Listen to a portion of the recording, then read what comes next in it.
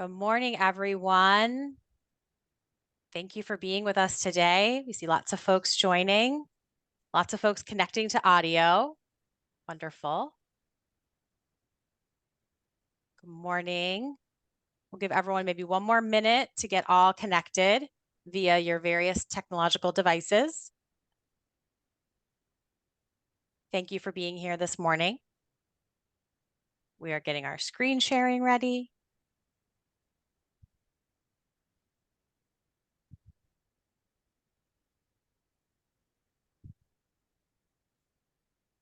Okay. I'm going to go ahead and start us off. Good morning. Welcome to Fall into Action. I'm going to pause very quickly to let people know that Spanish interpretation is available. We have our interpreter here, Annabelle, and I think she can put some instructions in the chat. And I'm not sure if Annabelle wants to come off mute and also say those instructions real quick before we get started for our interpretation. Can you guys hear me? Yes. Okay, perfect. Buenas tardes, yo voy a ser su intérprete de hoy. Para escuchar esta conversación en español usando su computadora, por favor, dele clic al globo en la parte de abajo de su pantalla en su computadora y escoja español. Si tiene teléfono, iPad o tableta, excepto el Chromebook, toque la pantalla de su teléfono, presione los tres puntitos encima de la palabra more o más en la parte de derecha debajo de su pantalla y escoja interpretación o interpretation. Escoja español o Spanish. En la parte de arriba de la derecha de su teléfono, escoja done o finalizar y ya está listo. In order to access this in Spanish, please follow the following directions. If you're using a computer, please click the glove at the bottom of the computer and choose English or Spanish. If you're in a phone, please tap your phone on the screen on the bottom right-hand side.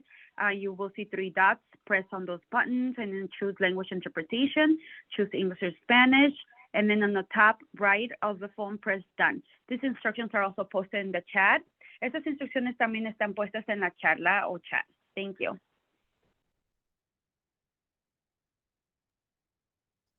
Thank you so much. So yes, welcome to Fall into Action. Happy December, everyone. We are so excited to be with you all today. I see some folks are already taking the initiative to introduce themselves in the chat. Thank you for that. Please keep doing that. Really appreciate getting to know all of you that are here with us today. So we just wanted to welcome you all to this. My name is Angela Farwig. I'm the Vice President of Policy Advocacy and Research at Illinois Action for Children. I've been with this wonderful organization since March of this year, so I know many of you. For those that I don't, I'm really excited to meet you today. We are going to start, I think, with our next slide. We just wanted to introduce a few other new team members that you may not know. So on our next slide, I'm going to ask them to quickly introduce themselves. Arunima, can you start us off? Yeah, of course. Hello, everyone. My name is Arnima. I use she, her pronouns, and I'm the Senior Research Associate. It's been maybe 3 months since I started, and I'm excited to be here. Hi, everyone. I'm Naoma Nagahawata. I'm the new Assistant Advocacy Director at Illinois Action for Children. I'm also relatively new, and I come from a racial justice and organizing background. And what brings me to this work is I'm both a public school parent and education justice activist. And my name is Bree Stormer. I am the new Senior Policy and Engagement Specialist at Illinois Action for Children. And I will go ahead and take us to the next slide.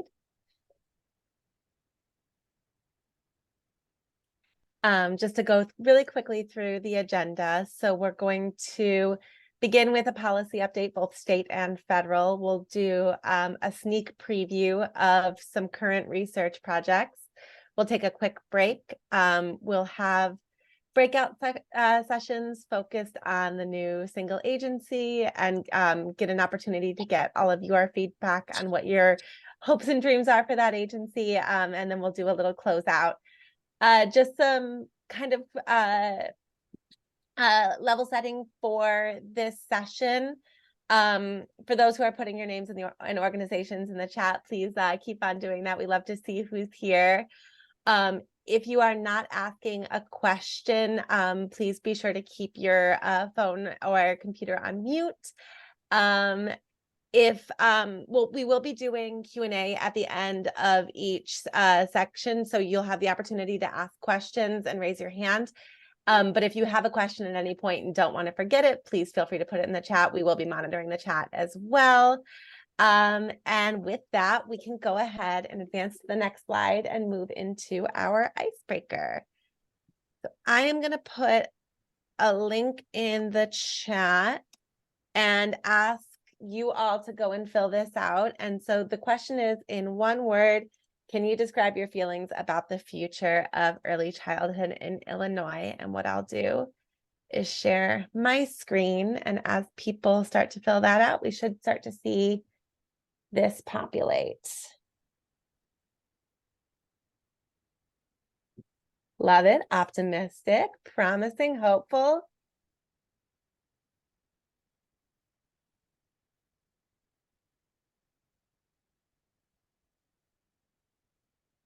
Exciting, learning, funding, I hope so, partnerships. Parent-centered, yes, please. Caring, complex. Skeptical, fair, we'll talk about that. Money, love it. Questions, we'll have hopefully some answers today, and surely many more questions. Inspirational, unknown.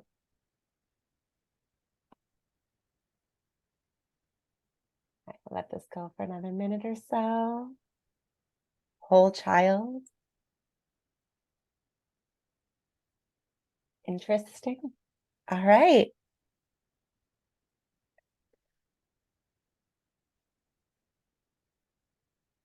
I'll go ahead and unshare and we can get the PowerPoint back. But hopefully we can get some insights for you all today. All right, we can get the screen share back up. Thanks everyone for sharing that. That was a really great way to start us off today. Before we dive into our full presentation, I just wanted to, again, welcome everyone who's been to our Fall into Action event in the past. And for our newcomers, this is our annual event where we really like to share policy updates with the field, where we highlight sort of what we're going to be working on this upcoming legislative session. We like to share some of the amazing research that our team is doing, because that often we have a really close connection between our policy work and our research. And then finally, we want to hear from you. So we'll really be looking to you to ask your questions, share your thoughts, and we'll have some time, like we said at the end, to go into breakouts for smaller group conversations. So we're really excited for everything we have planned today. I think with that, I am kicking it over to Michael. Thanks, Angela. Good morning / good afternoon, because we're almost at the noon mark. My name is Michael Kim, Director of Public Policy at Illinois Action for Children, and I'm going to spend about the next 5 to 7 minutes going over some of the federal and state policy updates, as well as a little public service announcement of the upcoming election that is happening in 2024, which is next year, if you can actually believe it. So that is where we're going to kick things off. Next slide, please. So as you guys know, in 2022, we had the midterm election, and obviously in 2 years later, we will be having a full election for the whole country in terms of who will be up for re-election. So obviously there is the presidential election that will be up in 2024, as well as all members of the House, and there will be an additional 33 Senate races that will be going on as well. Illinois actually doesn't have any Senate races that are currently going on, because Senator Duckworth was re-elected last year, or 2 years ago, in the midterm election in 2022, and then 2 years prior to that, Senator Durbin was re-elected in 2020. So the next election for the Senate seat will be in 2026 for Senator Dick Durbin's seat. This also means that the General Assembly will also be up for re-election. For the Illinois General Assembly, both the House and the Senate members of the General Assembly will be up for re-election this coming year. So a little bit of a couple of important dates for you all to remember. The primary election will be on March 19th March 19th of this coming year. And then following that will obviously be the general election in Tuesday, November 5th. To kind of prep everyone and to kind of provide everyone with some additional information of where elections are at during next year's season, we are going to try to do a get out the vote / voter registration 101 type of thing. So just be on the lookout for that if you guys are interested in wanting to participate in the civic duty. Also, if you haven't registered to vote, feel free to go in and register at the link that we are going to drop in 1 second, if someone could do that.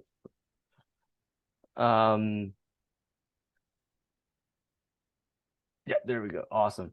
Thank you, Bree. So yeah, so please be on the lookout for anything that is coming your way for elections for 2024. Next, we're going to talk about two different things. First, I'm going to give you guys a little update on what is currently happening at the federal level in terms of early childhood education. I know a lot of people are obviously interested in learning a little bit more about what the funding issue is going to be like with the stabilization grants being with stabilization and grants ending in 2023 of September. So I'll talk about that for a little bit and then go into some of the state recap of what happened this past session and what is going on in our state in terms of early childhood education. So yeah, so as of September 2023, states will no longer be getting any new federal stabilization funds from the federal government. But this doesn't mean that we don't have funding or money still to be spent. So Illinois still has until next coming fiscal or next year to spend down all the current funds that we currently have in the bank from the federal government. We do need to spend all these out, or they will have to go back to the federal government if they are not fully spent. This is why advocates around the country have been asking federal legislators to really put the pressure on additional funding, because we know that this funding cliff could be detrimental to the field and to all the folks that have been able to use a lot of these COVID monies to stay open during the crisis of the pandemic that we've faced in the last 2-3 years. So to address the inevitable funding cliff, there's been two separate legislations that were introduced at the federal level. They were the Child Care Stabilization Act and the Child Care Nutrition Enhancement Act.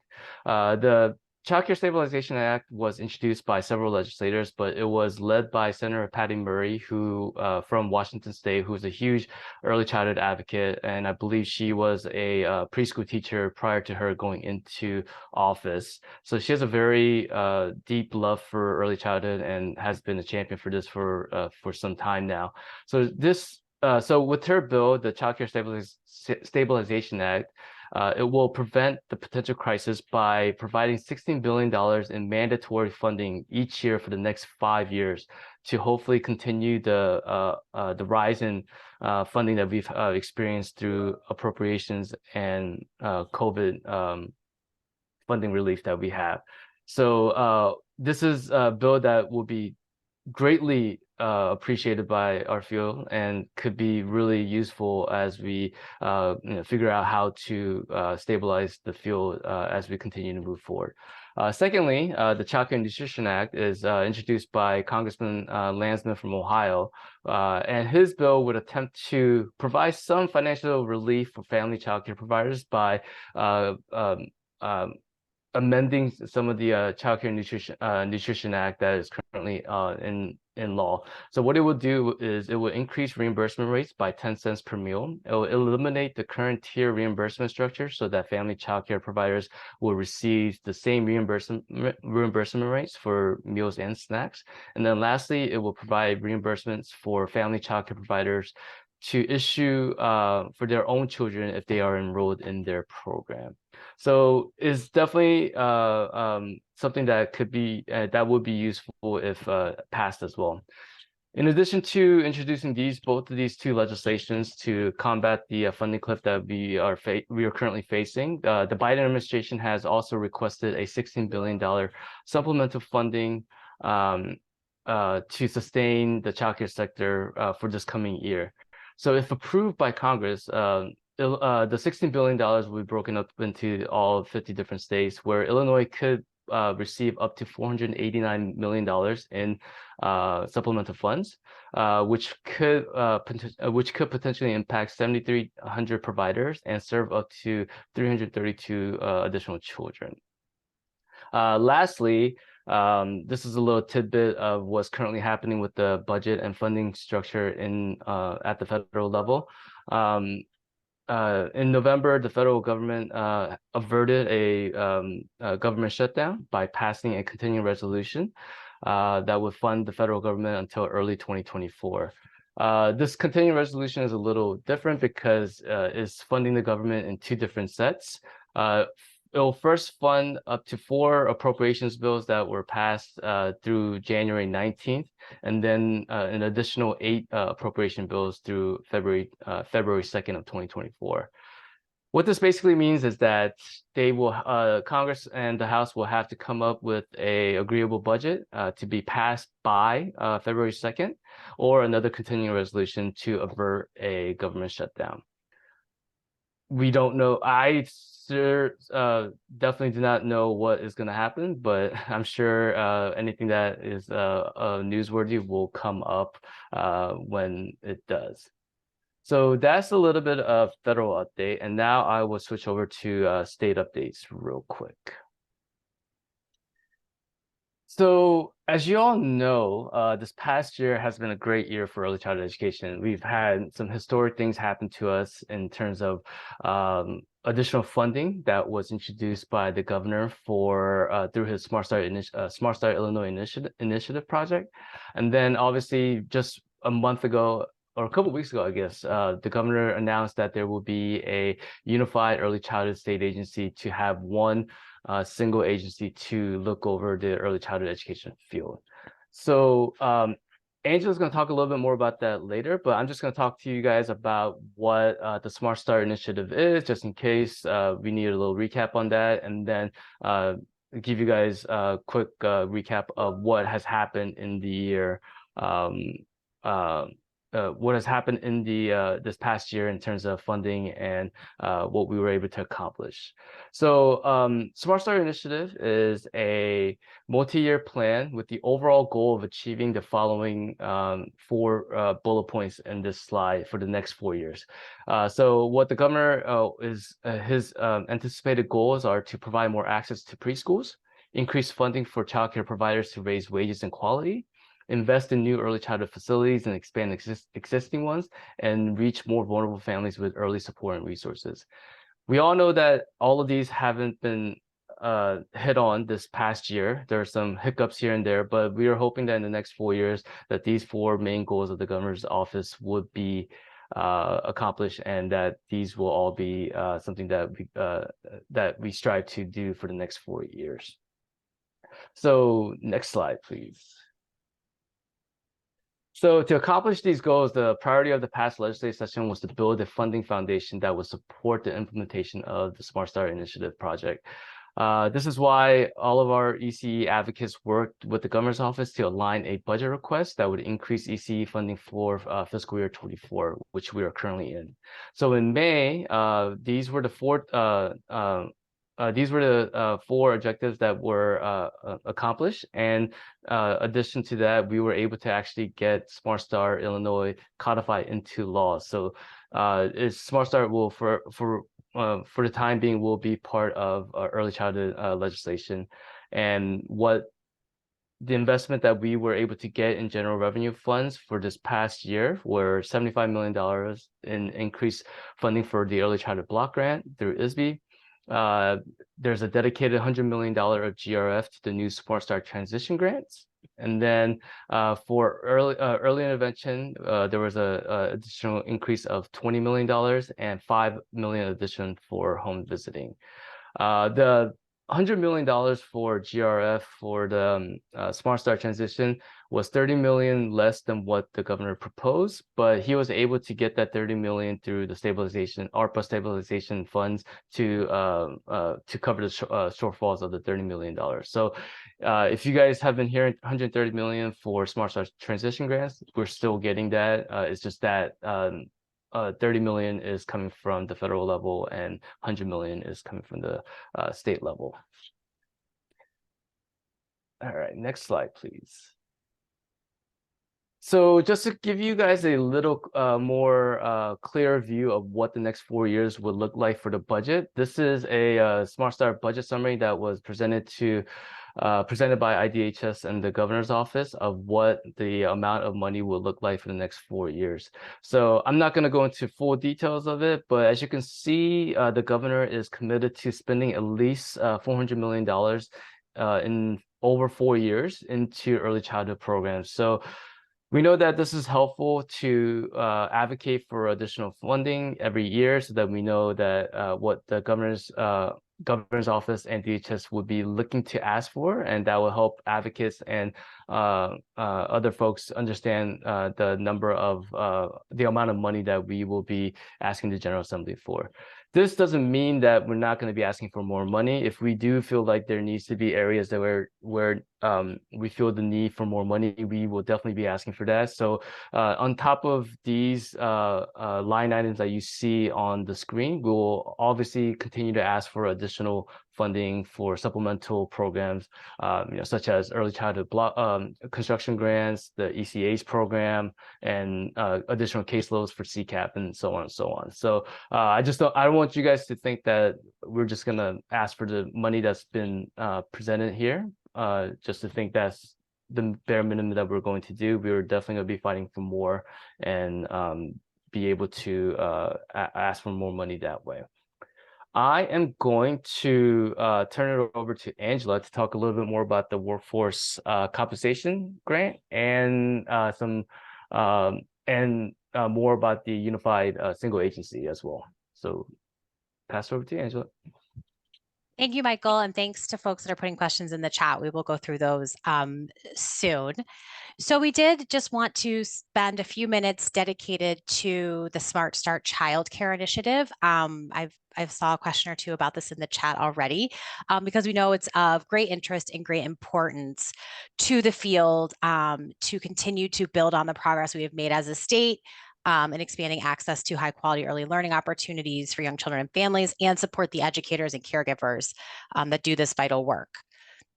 So building from the programs that were started, the grant programs that were started using some of those federal COVID relief dollars that came into our state, the Department of Human Services Division of Early Childhood implemented those programs. You may know them, Strengthen and Grow Childcare grants.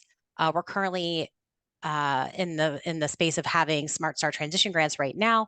Those grants were really aimed to stabilize the field and support workforce compensation. So building from that model, the state has put in place, I shouldn't say that, they have not put in place. We worked with our General Assembly to get state funding to launch programs based on these federal models. So right now, the Division of Early Childhood is developing workforce compensation grants, which will provide funding for staff wage increases. They are in the design process right now. Our understanding, based on the latest information we have, is that they will launch in October of 2024. There's also another program that is being designed, which is quality support. And that is going to be aimed at providing funding for staff wage increases based on credentials to enhance childcare quality. And those are anticipated to be launched in October 2025. So that's the roadmap as we know it right now. Again, sort of using these federal grant programs that were really successful in our state, having these Smart Start transition grants to help programs transition, and then these new programs will be rolled out starting next year. And we can get to some questions on those, I think, going forward, but just wanted to highlight that as a really important and really innovative strategy that our state is doing that's really serving as a model for other states. I think I will go to the next part to talk about the other big news in early childhood in our state. hopefully you've all heard, but if not, I'm happy to share that earlier this fall, Governor Pritzker announced and signed an executive order to create the state's single unified early childhood agency. So as we know, right now, core early childhood programs are administered by 3 state agencies, the Department of Human Services, the Department of Children and Family Services, and the Illinois State Board of Education. So that's our system that we all navigate, that parents and providers all have to navigate every day. So we're really excited about the launch of a new early childhood state agency. It really elevates the importance of early childhood in terms of creating a better society, creating a strong workforce, all of those things. So we're so excited about this. Do want to say it's been announced, a lot more work to come. We do know that there will be a transition director housed at ISB. Her name is Ann Whalen, and she'll be sort of leading the work and sort of building up this agency. There's also an external advisory committee that has been announced. It will be chaired by Bella Mote from the Carol Robertson Center. And we found out yesterday the folks that have been appointed to serve on that transition advisory committee. And so that's really exciting. And I'm sure we'll be hearing a lot more about that process going forward as well. Next slide, please. So this is the latest chart that we have been shown in some of our conversations that sort of shows the breakdown of the programs within those 3 state agencies that will be moving over to this new unified early childhood state agency. So you'll see at the State Board of Education, the Early Childhood Block Grant, which funds preschool for all programs for 3 to 5-year-olds, as well as prevention initiative programs for 0 to 3-year-olds. Is going to be moved over to the new agency, as will early childhood special education. As of this moment, I want to be very clear at this. I don't know that this is set in stone, but this is the latest that was shared with us at an early learning council meeting. At the Department of Human Services, the Child Care Assistance Program would be moving over to the new agency, along with Migrant and Seasonal Head Start, the Early Intervention Program, and home visiting programs under the Department of Human Services. And then finally, for the Illinois Department of Children and Family Services, that licensing piece that I know many of our providers, is a big part of their work, that will be moving over to the new early childhood agency as well. I will go to the next slide. I think I have one more. So we also wanted to share this timeline of the new agency, just to emphasize to folks that, right now we're on your screen on the left side of the screen, right? We're in the fall, there are efforts underway to begin setting up places and spaces for parents and providers to provide input on this new system. And we, of course, as advocates are also thinking about that and trying to create those spaces as well.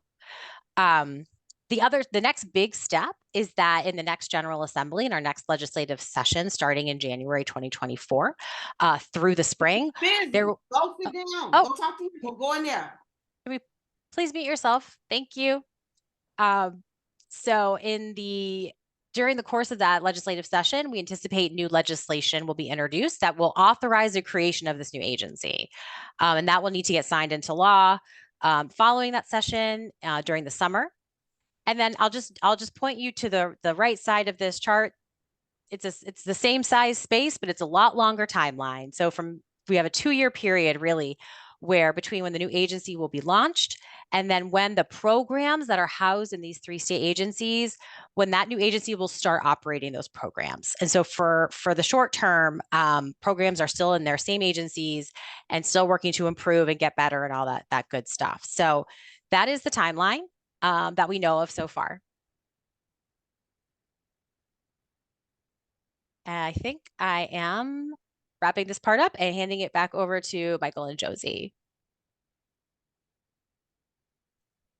Thanks, yeah, we see a lot of questions, obviously around some of the transition advisory committee and around some of this information. So we will definitely answer those questions once we get through these last 2 parts of our state and federal updates. So I'm going to quickly talk about some of the fiscal year 25 budget requests, and then Josie is going to talk a little bit more about Illinois Action for Children's policy priorities for the coming session as well. So as you guys remember, 4 or 5 slides ago, the chart, obviously that makes obviously that provides us with a guideline of what the governor's proposal is going to be for the next 2 years in terms of early childhood budget. So we have as advocates have aligned with their request and provided and we will be kind of following along in the same number as them, but not directly what they're going to ask. Again, if we believe and think that there needs to be more money allocated in certain different areas, we will definitely fight and advocate for that as well. So first is the Early Childhood Block Grant. So the governor's plan is that for the next 4 years, each year there will be an additional $75 million added to the Early Childhood Block Grant.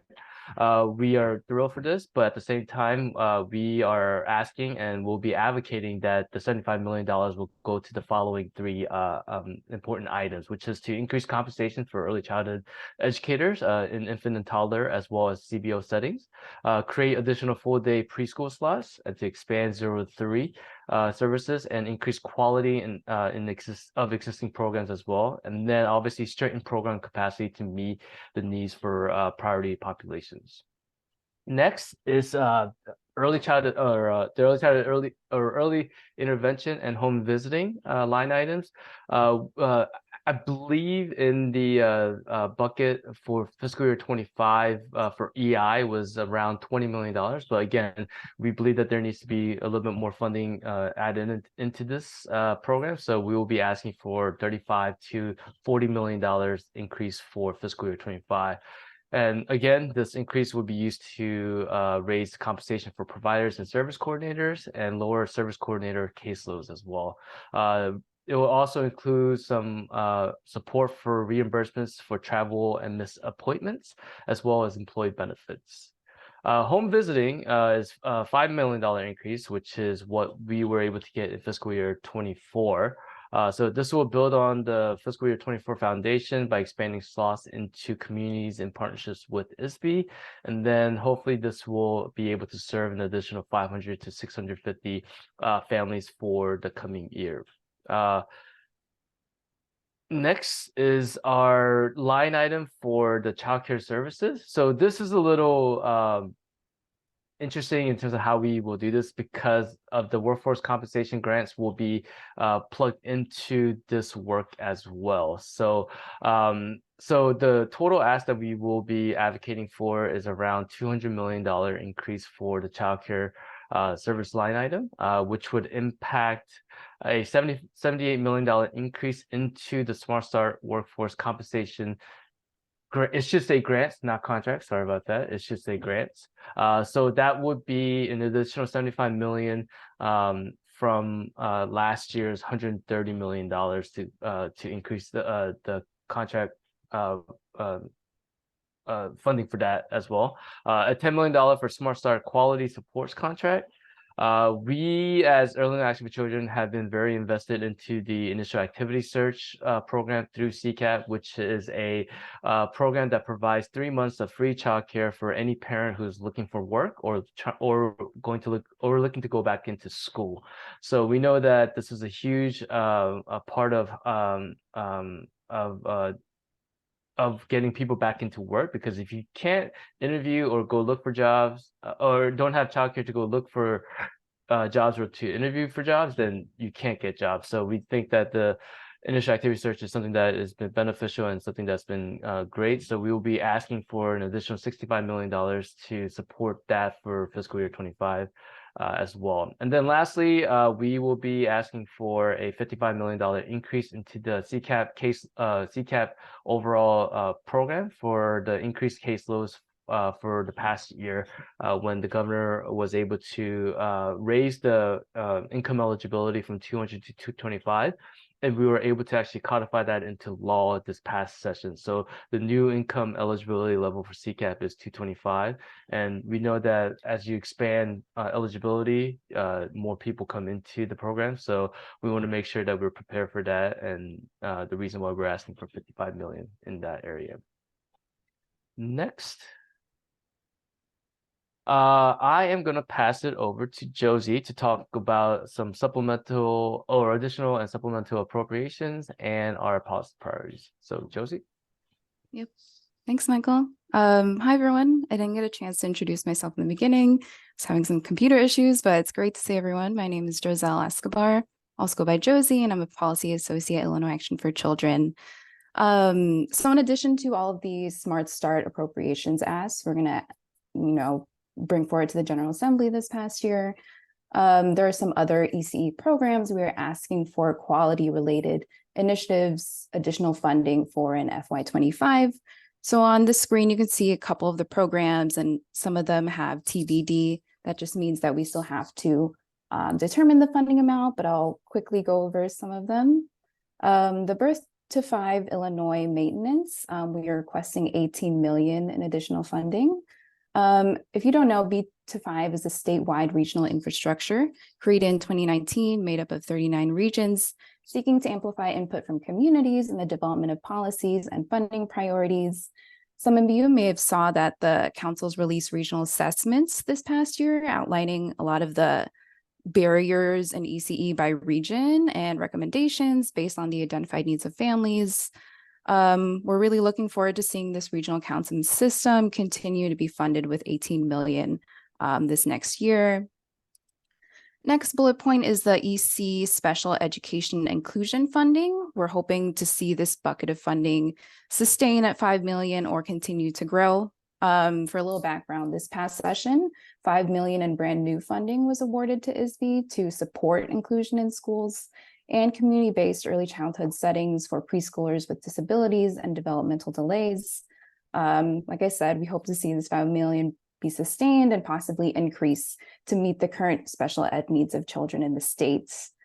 The third bullet point is EC ACE. So in addition to the Smart Start childcare contracts, we're excited that Illinois is also leading in the way of helping our current early childhood workforce earn degrees and credentials.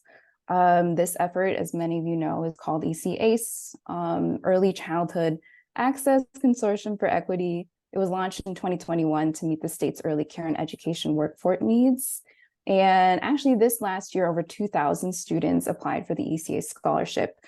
We heard the program got more than 4,000 applicants, which is really exciting. So as the federal dollars that supported this work begins to be spent down, it's really important to us that the state continues to work and consider adequate funding to help the consortium meet the workforce needs and support these scholarships beyond this past year. The next bullet point is funding for unified single agency. Angela talked a lot about the really exciting things that are going to be happening as the agency develops, but this next year, we really are going to advocate for the startup costs to get this agency going. Funding TBD, but that's one of our main priorities this year. Next is the early childhood construction grant. This year, our amount is also to be determined still. This past fiscal year, we really expressed concerns to decision makers about the language passed through legislation that restricted ECE construction grant funding to only school-based programs. At Action, we know that CBOs or community-based organizations are historically underrepresented in grant award funding, even though they provide some of the most comprehensive services to our most vulnerable families. As such, we believe a new increase in the ECCG program is not only appropriate, but increasingly necessary. So we'll continue to reiterate the importance of capital funding needs this next year and ensure CBOs have access to them. We're getting through all the bullet points, but the last one is infant and early childhood mental health consultation, also a program we want to see continue. If you don't know, this is a program, prevention-based program that pairs infant early childhood mental health consultants with adults who work with infants and young children in different different settings where they learn, grow, such as childcare, preschool, home visiting, early Head Start, and early intervention. We want to see this program continue and ensure there's additional funding for this outside of the Smart Start ask for ISB. Okay, next slide. Okay, so I'll quickly go over our policy priorities, but these are really some of the most exciting things I think about this workshop. There's 3 points on here that we really want to focus for our legislative advocacy for the next year. The first one is advocating for CCAP funding. That'll include funding to support the initial activity search. So as Michael alluded to kind of some of our childcare services appropriations asks, we want to ensure there's enough funding to meet the growing demand for childcare as we're reaching pre-pandemic levels of CCAP. And also to make sure that the initial activity search program continues. Second, we hope to continue to support and explore additional compensation and benefit opportunities for the childcare fields. This past summer, our team actually hosts a couple of site visits with legislators to meet with their constituents and also childcare providers in their own districts. This was really helpful, and a lot of providers and staff actually voiced concerns regarding educator retention, compensation, and ultimately the rising costs of care. So this coming legislative session, we're hoping to explore these policy proposals with legislators to respond to these ongoing workforce concerns. And then the last point on our agenda is to support newly arrived families around childcare issues. Our team is working really hard to provide supports to new arrival families in Chicago and ensure these families can enroll and access childcare services. Much of this work includes working with DCFS and DEC to reduce documentation requirements to enroll new arrivals into childcare programs and ensure there are reasonable flexibilities to accommodate these families. We recognize that in addition to childcare, these families have other urgent needs related to housing, legal assistance, food, warmth, other things such as safety. And so we're excited to partner with other advocates in the state to ensure our social services systems can meet both the urgent and long-term needs of these families. So that's a little sneak peek into what we're focusing on this legislative session. There's some time for questions at the end, but I believe after this, I am passing it on to research to go over some of really exciting research developments. Josie, we can spend a quick minute or two about any additional questions folks might have. I know there have been some in the chat, and I've been trying my best to respond to most of them, but yeah, we'll open it up for questions for a couple minutes if needed. Yeah, I can go through a couple of the ones that are in the chat. Some came to me directly and some are just higher up in the chat. One was, can you still get the Smart Start grants without the 10% minimum CCAP? So I guess I'll pass that to Angela. Can you talk a little bit about what we know about the grants and the CCAP minimum? I don't think that that's been fully determined yet. That is sort of part of the work that Division of Early Childhood has been doing to engage stakeholders and design these grants using cost modeling and looking at the resources that have been allocated to support them. So I think we'd have to stay tuned to hear more from the Division of Early Childhood as to what that will look like. Next up, this one came into me directly. Is IAFC looking into tax increases to address the long-term budget shortfalls in the state?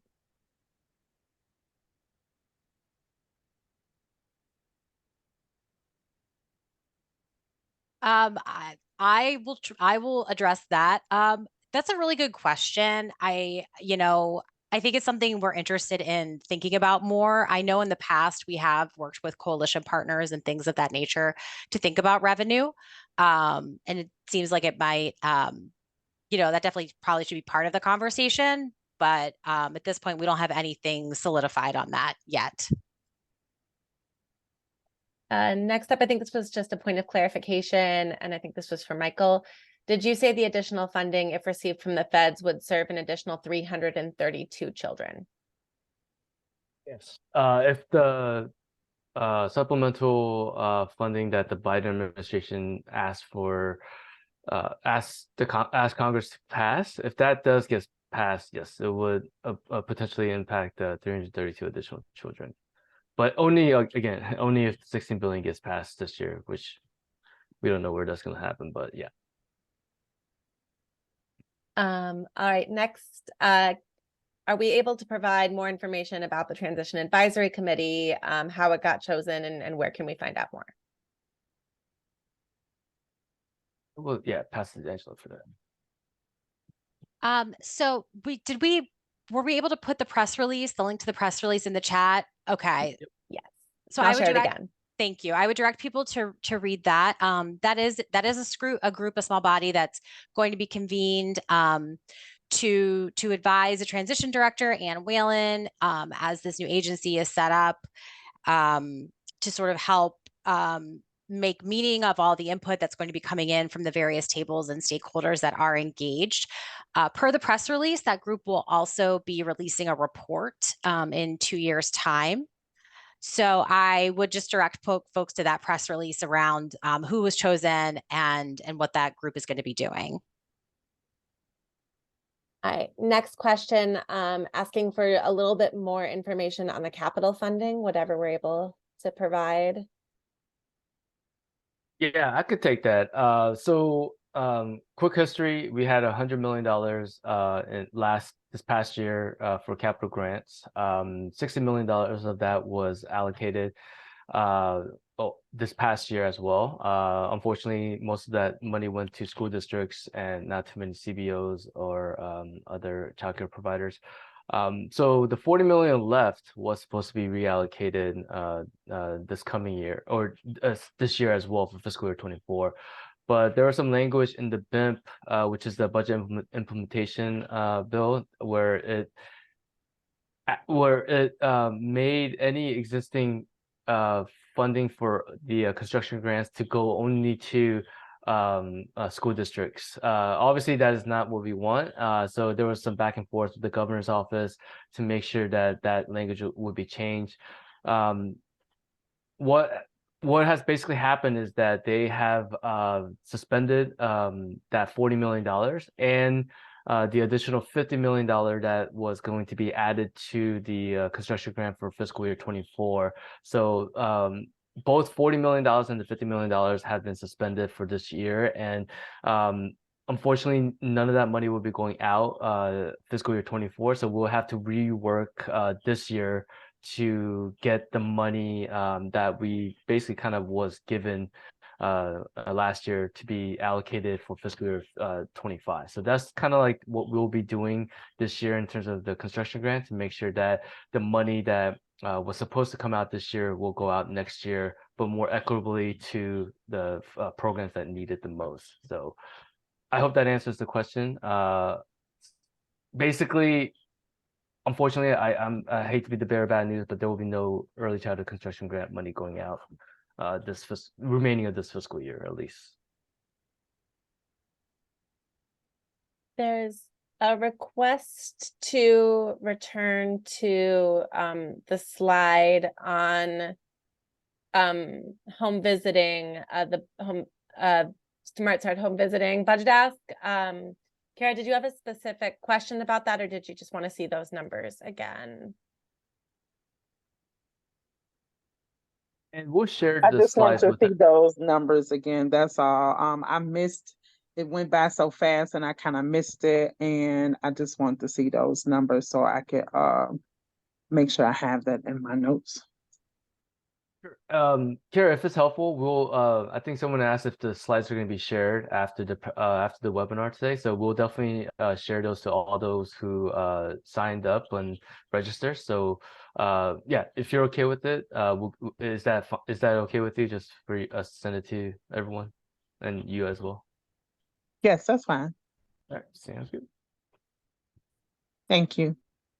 No problem. All right. I'm going to skip a couple questions that Michael, I think, responded to in the chat. And there's a few more, I think, about construction grants that I think we've covered. One is about workforce grants. Do we know if they'll be available to all providers regardless of Gateway's credential? Will any improvements be made to current credential requirements to have a more inclusive view of what a quality provider looks like?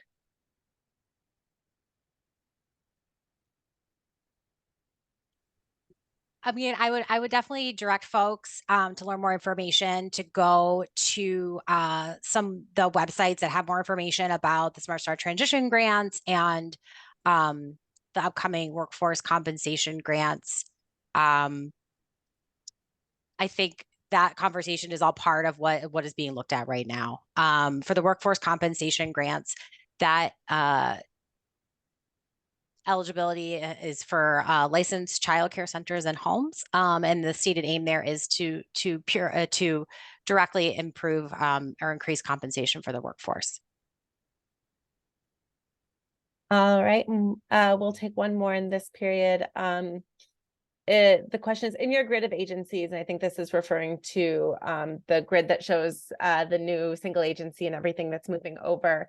I did not see INCRA or Gateways. Does this include them somewhere, or CCR&Rs?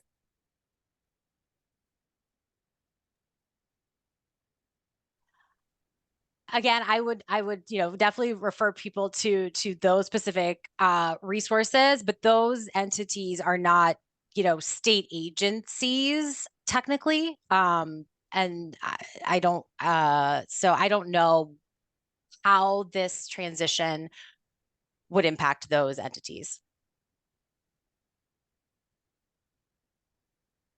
Good question, though. Yep, thank you. A lot still to be discovered. All right, I can pass it back to Michael, and I think, are we going to go to a quick break?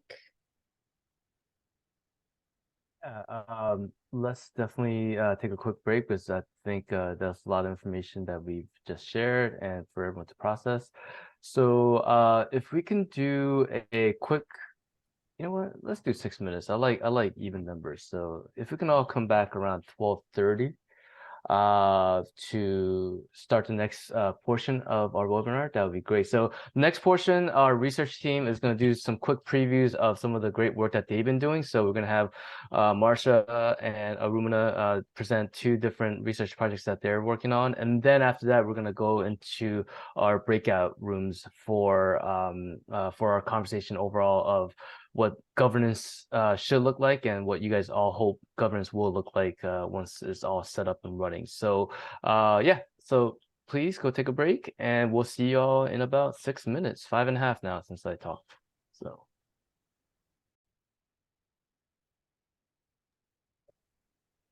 All right, welcome back, everyone.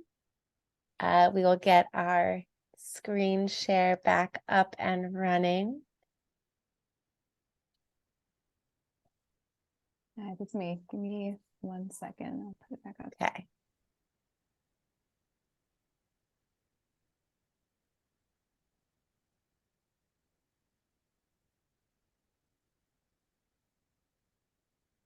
All right, then we will hand things off to Marsha, who will present a little bit of research. Hi, everybody. My name is Marsha Stoll. I'm the Assistant Director of Research at Illinois Action for Children. And there are just 2 projects that we've been working on this year that we wanted to share with you today. And the first one that I'm going to talk about is a study we've been conducting on childcare for children with disabilities. We know that families who have children with disabilities and developmental delays often face challenges with finding care. And at Action for Children, we're the resource and referral that helps parents who call looking for care, and we hear over and over about some of these challenges. And so one part of our research, of this research project, was to survey parents and learn more about these experiences and what some of their challenges are and how it impacted their families, and to document these stories and to be able to share them. The other part of the project was to talk with childcare providers who provide care for children with disabilities and developmental delays and hear about their experiences and some of their challenges. Because ultimately, we know that if we want to improve access for families so that all children can find care regardless of their abilities, we need to figure out the best ways to invest more resources into childcare programs in order to increase their capacity to provide that care. So we did 2 surveys, one of parents and one of providers. And I just want to note that the focus of the survey were parents and providers in the Chicago or the Chicago area. If possible, we'd like to extend this research to other parts of the state. Our full results are going to come out later this winter. And so stay tuned for our reports and opportunities to join more detailed webinars about our results. And today I just want to give you a little sampling of some things we found from our parent survey and from our provider survey. So this slide talks a little bit about one of our findings from our parent survey. We asked parents who have a child with a disability or delay to tell us about the last time they searched for childcare for their child. And we learned that only half, 50% of the parents said that they were able to find care and enroll their child. We also learned that 75% of the parents said that finding childcare was difficult, or in most cases, very difficult. Parents were able to comment on some of their challenges with finding care, and these are some of the things they mentioned. One was just an overall unwillingness that they found with providers to enroll a child with a disability into their programs. And I just want to say this was how it was perceived by the parent, at least. They would say, as soon as a program learned my child had autism, they said, oh, no, we can't serve your child. Or as soon as they found out my child had a disability, they stopped calling us back, or we were always put on a wait list. A second issue was that parents found that programs often didn't have the right training and skills to be able to meet their child's needs. And sometimes it was the provider who said this, like, oh, we're not certified in that, we can't serve your child. A third issue that parents heard from providers often was that the programs just simply didn't have enough staff to care for their child and to be able to meet their needs. And then parents also talked about some very particular needs where they ran into barriers.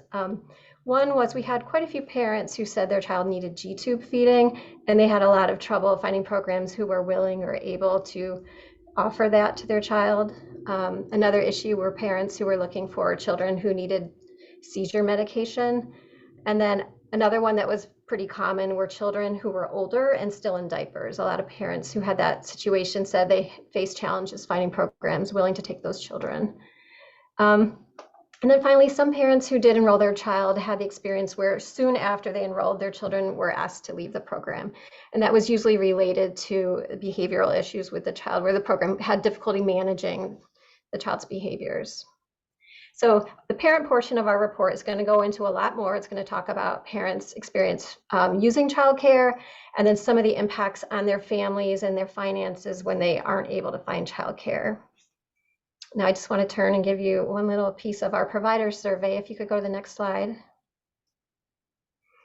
So first I want to say that when providers offered their comments, one thing that came through is that providers saw the care for children with disabilities as very important and often very rewarding, regardless of, how, even though sometimes it might be challenging. And the overall message is they just really want more support in providing this care. We asked them specifically about 5 different aspects of providing care for children with disabilities or delays, and whether these were stressful to them. And you can see in this chart, the blue bar represents centers and the gold bar represent home providers. And the biggest area of stress, particularly for center providers, were children's challenging behaviors. And providers talked about these.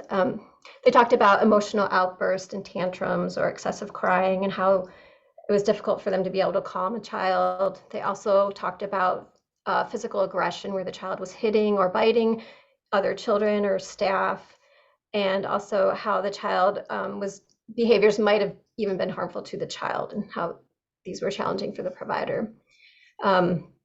Similarly, in the second column, you can see the next most common challenging issue was balancing staff time among children. So when you have a teacher in a classroom trying to work with the additional needs of certain children and also trying to balance that with the other children in the classroom, oftentimes they feel spread too thin, and this can lead to burnout. And we heard that they feel like a lot of kids in the classroom, whether they have a disability or not, are not receiving the optimal care that the provider would like to provide. The third issue was raising concerns with parents, and some of the things they talked about is that often parents weren't partnering with them, weren't upfront about their child's disability or delay, or weren't receptive to hearing that their child may possibly have a disability and then would not follow through on a referral for an evaluation. And related to that, if the last column, you can see that many providers found managing referrals and therapy visits to be stressful. And not only did this relate to working with parents on this, but also we heard a lot about how the delays in children receiving early intervention services was causing a lot of stress for providers. So there's so much more to talk about just on this one slide alone. I hope that you are able to join us for more detailed presentations that we're going to be offering probably in February, and that you can be part of that conversation. But I'll leave it at this for now, and I'm going to turn it over to Alejandra and Arunima to talk about our second research project.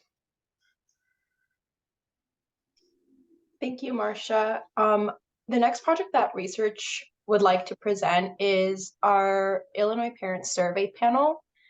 This project is a partnership that we're doing with the Rapid Survey at the Stanford Center on Early Childhood. We at Illinois Action for Children had wanted to hear about parent voice, their experiences and challenges, and we found this partnership where we could conduct a quarterly survey with a panel of parents. So our goal was to recruit 350 parents in the Metro Chicago region. You can actually go to the next slide. Thank you.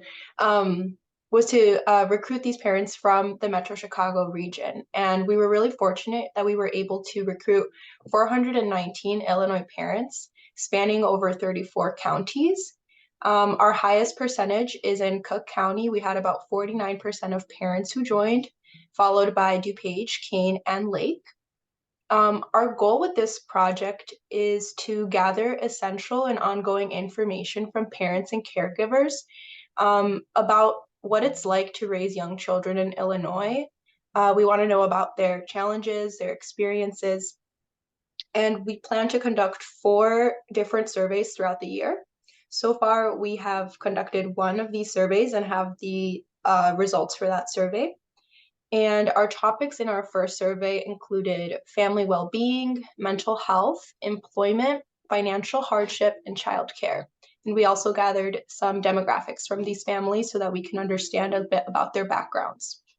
So if we go over to slide 2, we want to share a little bit about our first survey and the analysis that we're doing. We haven't published the results yet. We're still working through this analysis, but we have a little bit that we can share with you today. So first, one of the topics that we asked about in our first survey was about families' financial well-being.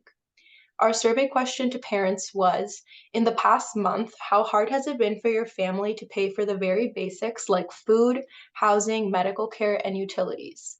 And parents could respond with either not very hard, somewhat hard, hard, or very hard. For our analysis here, we looked at families who were below 200% of the federal poverty level and above 200% of the federal poverty level to see how they compared to each other. And as you can see here, the yellow chart, for families that were below 200% of the federal poverty level, they were 3 times more likely to say they had somewhat of a challenge paying for these basic needs, and almost 5 times more likely to say that it was hard or very hard for them to pay for basic needs. And overall, 81% of families that were below 200% of the FPL experienced some form of hardship paying for basic needs. In our next slide, we followed up by asking these parents who reported any level of hardship, what were those things that were the hardest for them to pay for? And they shared that utilities, housing, and diapers and baby formula were some of the hardest to pay for, followed by food, childcare, wellness activities, and healthcare. We also wanted to hear more details about their experiences, so we asked them to share about their biggest challenges, what is helping them most, and what they would share with policymakers in open-ended questions. And I've highlighted a few of the parents' quotes over on the right-hand side. So one parent from Cook County shared that for her, financially making it day by day is one of her biggest challenges due to the extreme cost of living, and her money that she makes working isn't enough to cover her bills. Another parent from Kane County shared that what's helping her most right now is that she's able to get baby formula through WIC, and sometimes she's able to go to food pantries. And then lastly, one parent from DuPage County shared that they would like to tell their elected officials that families need cheaper housing and more affordable childcare, as well as more SNAP benefits in order to get healthier food and to be able to get more healthy food and water. So families on our panel were really able to highlight some of these challenges and hardships that they're facing. Next, Arunima will present our next findings. Hi, thank you, Alejandra. Hello again, everyone. My name is Arunima, and we also wanted to dive into how parents are doing at an emotional and mental well-being level. So we asked parents a series of questions, 6 questions in particular, about how they were doing with regards to how much stress they were experiencing in the last month, how often they were feeling lonely, were they able to control worrying, feeling nervous, or feeling down and depressed. And based on that, if a parent experienced some level of stress or loneliness, this is the percentage of their emotional distress levels. So from this, we could see that around 84% of parents mentioned feeling some form of stress in the last month, and 55% parents in our parent survey panel mentioned feeling loneliness. And when we asked parents what were their biggest challenges, many of them mentioned that they were not able to spend quality time with their families. And a lot of the times when we asked parents what was helping them the most, they mentioned mental health and therapy was helping them a lot. Talking about their feelings to their family members was helping them a lot too. So we can clearly see that parents are undergoing strenuous circumstances, but they are trying to navigate that by therapy or mental health services or having conversations with their families. And then we also asked them, if we could move to the next slide, please. We also asked them how their children were doing, in particular, if they saw that their child was behaving fussy or defiant in the past month, or if their child was experiencing fearfulness or anxiety in the past month as well. And we tried to divide it by 200% of federal poverty level, which, by the way, would be the annual income for a family of 3 would be $49,000, and for a family of 4, it would be around $60,000. And based on that, we saw that people who were below 200% of FPL, within that group itself, they reported that their children were feeling a lot more fussy and defiant, and compared to the group that was above 200% of federal poverty level. We also asked their parents what would make them the most proud of their child, and primarily parents mentioned that they love their children's cognitive abilities. They think their child is so smart. They appreciate what a fast learner their child is, how sweet and caring they are, and their ability to communicate with others. Those also bleeded into what were their hopes for their child. Majority of them wanted their child to do well in being able to walk, being able to communicate with others, and learning how to control their emotions. And a lot of them also mentioned that they wanted their child to do well in kindergarten or pre-K. And next slide, please. And lastly, we also were interested in learning a little bit about parents' childcare experiences.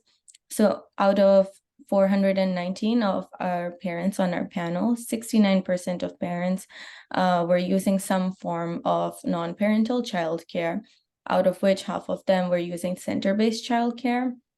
And then a quarter of them were using either paid or unpaid FFN care as well.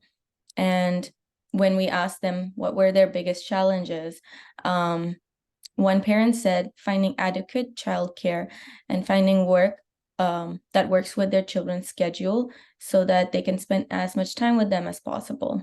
Other things that parents mentioned that were their biggest challenges, a very stark one was financial stress.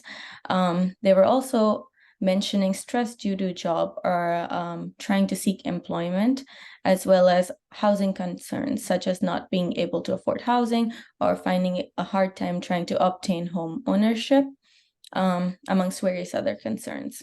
What was also helping parents most was their families, as well as government assistance programs.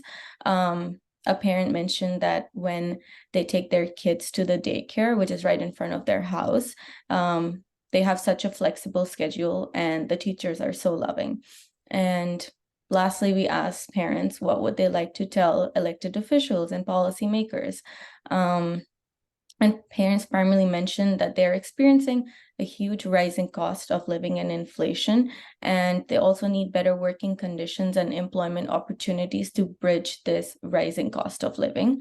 And which is why they mentioned that they need free childcare or need excellent pay for teachers so that all of their kids get the best start possible.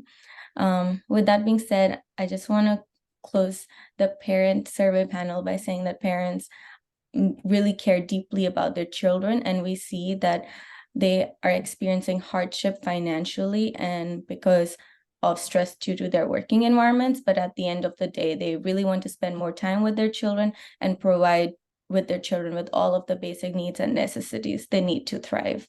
And with that, we're really excited to share our research analysis for the parent survey panel, and that is something I look forward to sharing with everyone and have a conversation with everyone about it. Thank you. If there are any questions, please do let us know.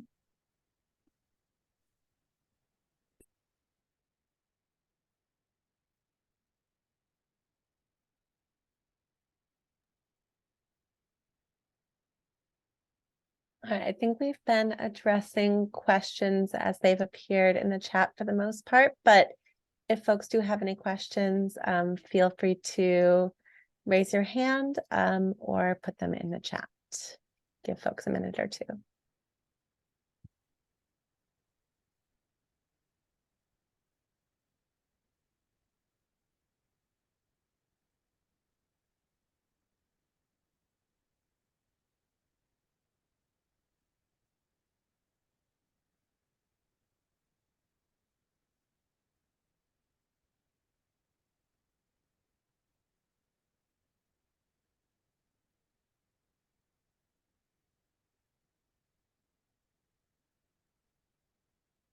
All right, do we want to go ahead and move into the breakout section?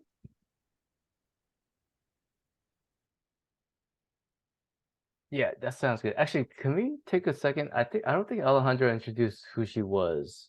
I know she introduced herself, but I don't think she if you want to do that real quick, Alejandra, so that people know who you are.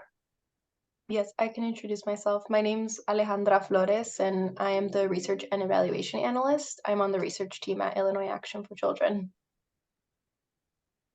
Great, thank you. I just want to make sure people know who you are and the great presentation you all just shared. So, all right, sorry, Bree. We'll get back to you.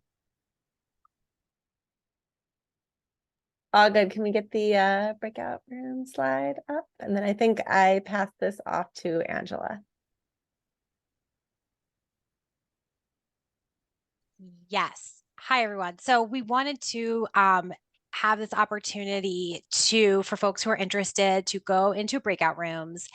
And of course, we want to hear anything that's top of mind for you generally. But because we're sort of in this really exciting and unique time in our state with the creation of a new unified early childhood agency, we thought we would at least see if folks were interested in questions around this big change in our system that we anticipate coming over the next few years. So we are going to go into breakout rooms and we will, engage in these conversations. Definitely want to hear from you with the goal of sort of compiling feedback and looking at it to help us inform our advocacy and also to share with the folks that are leading this transition. So we're really excited to have this opportunity with you. If you can't stay on for a breakout or you just want to reach out generally, at the end for folks that might need to jump off, you can always reach out to us. We'll be sharing all this information after the fact, but we're excited. And that's what we are going to talk about in our breakout rooms for the next couple of minutes. All right, I will go ahead and open up the breakout rooms, but before I do, I'll just say if you are a Spanish speaker, we'll ask you to stay in the main room. We'll do the Spanish breakout room in the main room. So you'll get an invitation. Just go ahead and ignore it and stay in the main room if you want to do the breakout room in Spanish. All right. Everyone should be getting invitations. If you don't get one, please do let me know.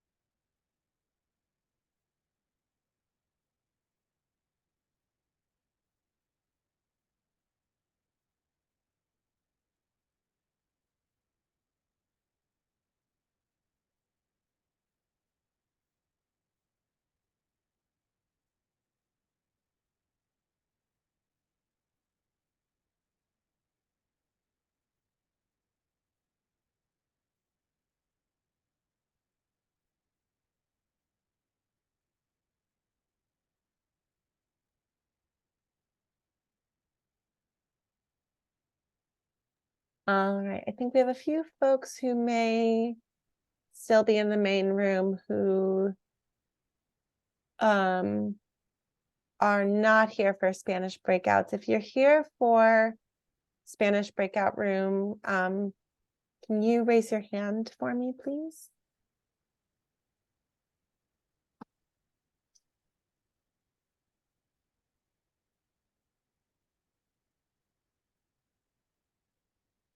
Or come off mute, okay. All right, wonderful. We can go ahead and get started with the folks we've got. So our first question is, what are you most excited about with the transition to a new agency?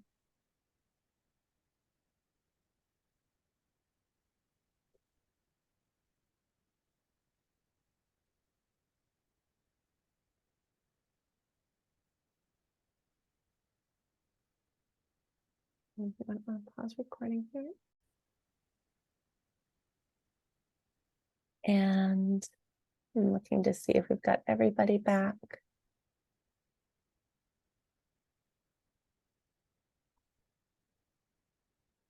Okay, I think everybody is back. Do we want to get slides back up?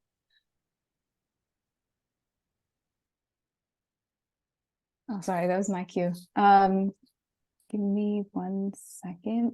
Did we want to, are we on the share out part, Bree?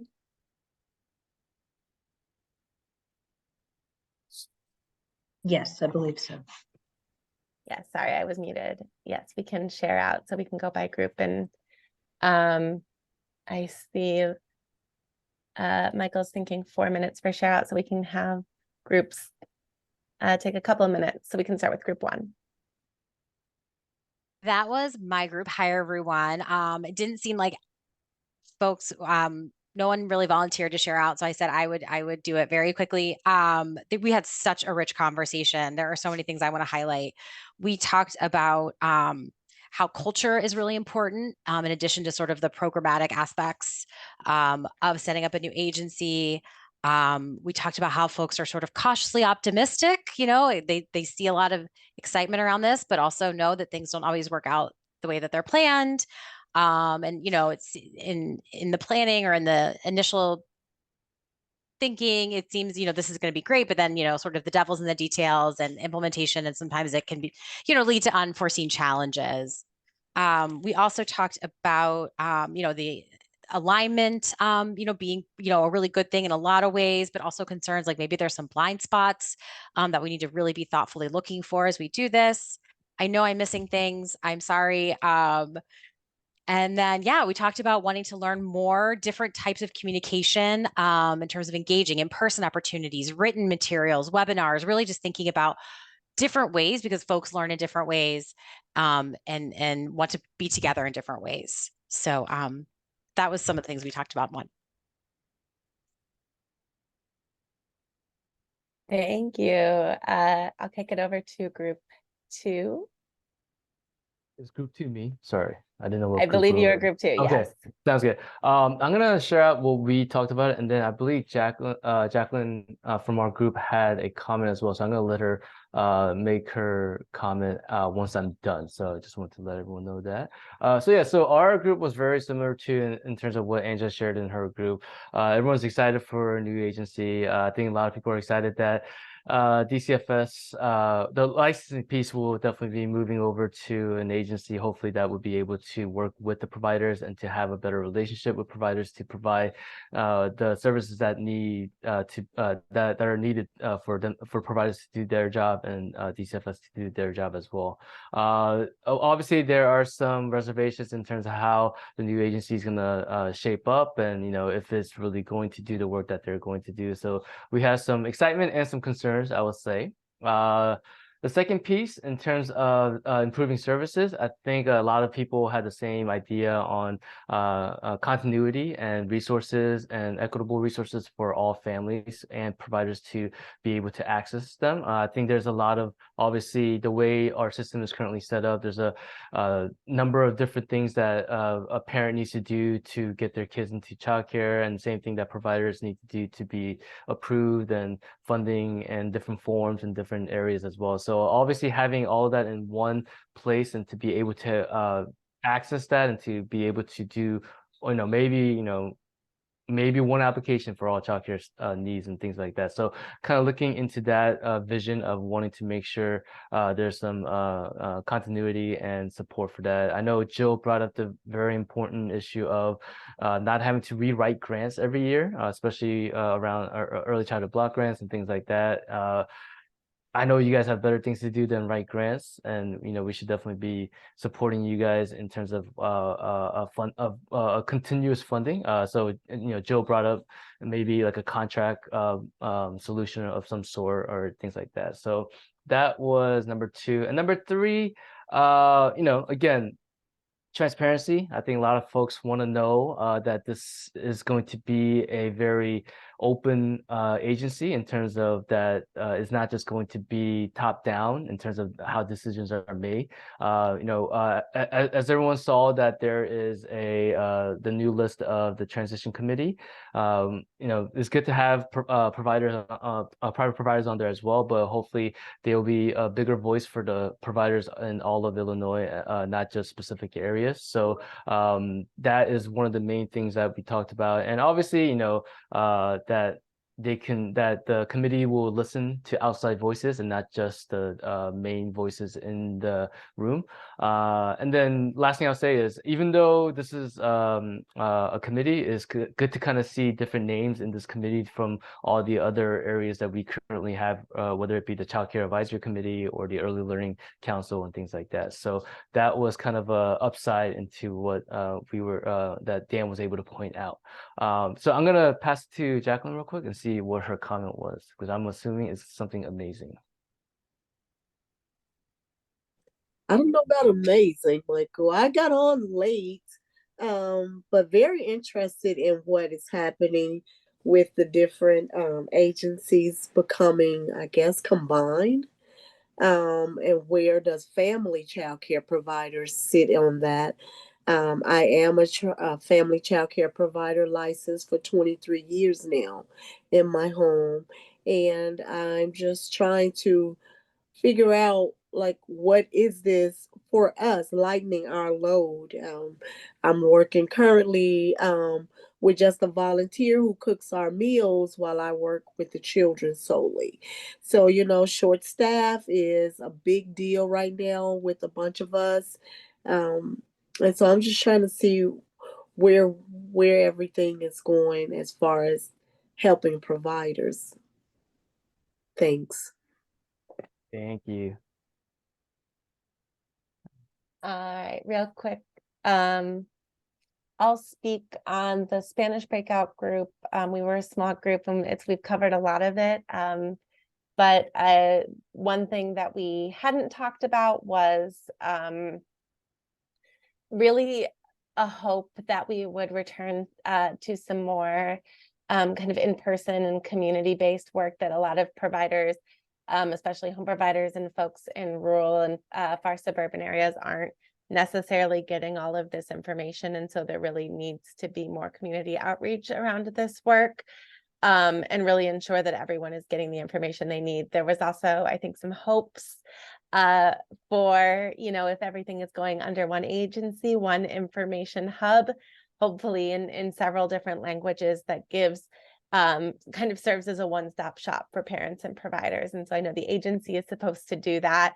Hopefully their website will do that as well. And then other than that, it was a lot of the same questions, concerns, hopes around making sure home care providers are included, being cautiously optimistic about licensing moving over, and hoping that that piece is there's a little bit more communication between providers and licensing reps. And with that, I will pass it off to group 3. Okay, so I'll speak a little bit to group 3 really quick since we're low on time, but we echoed a lot of your concerns. Something different that hasn't been said yet is ensuring that there are supports and standardizations around supporting multilingual children and families with the new agency. How are we standardizing, the training and supports for dual language learners with the new agency? Making sure that communities have access to these resources. And then another thing we talked about was making sure ECE programs and CBOs are collaborating with school districts to provide wraparound services for the programs under ISB. So those are some of the things we talked about. We have a lot more notes, and I think our group also wanted to keep having these kinds of engagements throughout the timeline of the new agency. But I want to turn it over to Naoma to kind of go into future advocacy opportunities through our coalition work. But if there's anyone in my group that wants to speak up, maybe put it in the chat. But again, I think we'll have many more opportunities to still provide feedback and such as this. Thank you, Josie. Can we get the slides back up, please? Yes.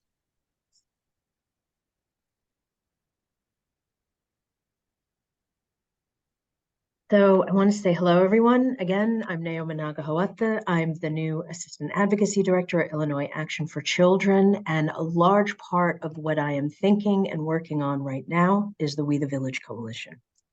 The We the Village Coalition is a diverse coalition of families, caregivers, early childhood educators, providers from various districts, nonprofit organizations, and community members that work to build momentum for transformational change in Illinois' early childhood ECEC space. And I want to talk a little bit about what we fight for.